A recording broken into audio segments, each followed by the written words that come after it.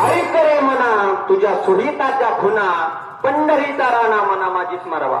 संत म्हणले ऐक रे म्हणा तुझ्या सुहिताच्या खुना, तुझं सुहित कशात आहे, तुझं हित कशात आहे, यातून आलीच फक्त आम्हालाच आहे. कारण आपलं हित कशात आहे हे फक्त संतालाच कळतं, बाकी लोकांना कळतच नाही. आपल्याला तर लगेच कळत नाही. आपल्याला वाटतं घर बांधलं, लेकरू झालं, लग्न झालं की आपलं हित झालं. संत म्हणतात याचा आणि हिताचा अजिबात संबंध नाही.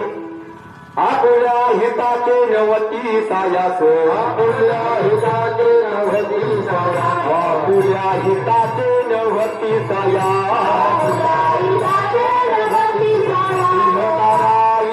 धन वित्त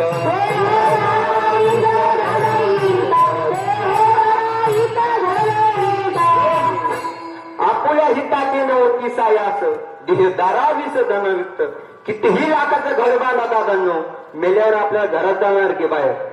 पण आपण मेल्यावर आपल्याला घरामध्ये किती तास ठेवतात? 10 तास? अहो 10 मिनिटं ठेवा ना, तुम्ही 10 तास म्हणतात. लईच लांब येते राहत असेल आणि ती जर यायची राहिली असेल लईत लई त्याच्यासाठी किती तास ठेवतात?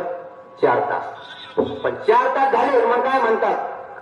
काढ काढ मन ती आता भूमी झाला भार, सौजन्य गोत्राच्या करीती विचार, काढ काढ म्हणत याचा भूमी झाला भार.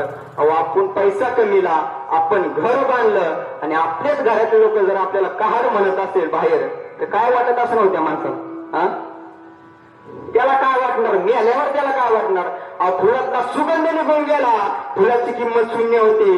भुईमुगाच्या तेरफलातला दाणा निघून गेला तर टरफलाची किंमत शून्य होती. तसं त्याच्यातलं आयुष्य निघून गेलं ना, त्याची किंमत आयुष्य